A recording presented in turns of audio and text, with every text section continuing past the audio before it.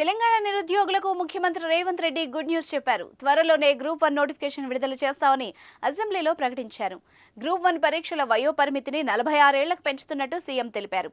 కొన్ని నిబంధనల వల్ల టీఎస్పీఎస్సీ ప్రక్షాళన ఆలస్యమైందన్నారు రేవంత్.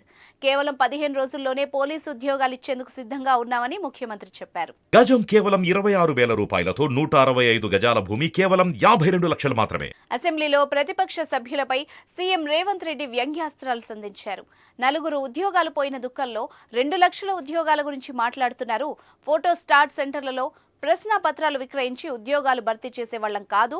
ప్రభుత్వ శాఖల్లో బంధువుల్ని పెట్టుకుని ఉద్యోగాలు అమ్ముకునే వాళ్ళం కాదు. ప్రభుత్వ ఉద్యోగాలు భర్తీ చేయాలంటే నిర్దిష్ట విధానం ఉంటుంది.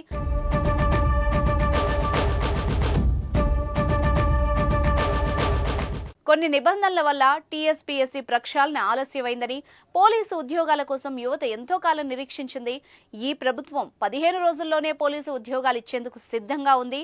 ప్రభుత్వ పరిపాలనలో మైనార్టీలకు సముచిత స్థానం ఇస్తున్నాం. మైనార్టీకి ఎమ్మెల్సీ అవకాశం ఇస్తే అడ్డుకుంటున్నారు అంటూ ముఖ్యమంత్రి విమర్శించారు.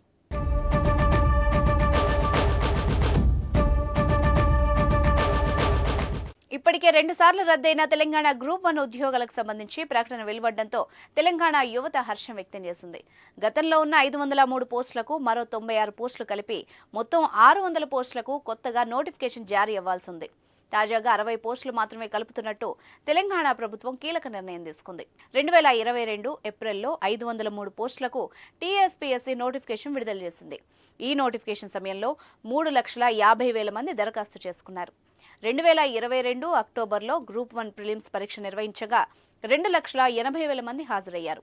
ఇప్పటికే ఆ పరీక్ష 2 సార్లు వాయిదా పడింది.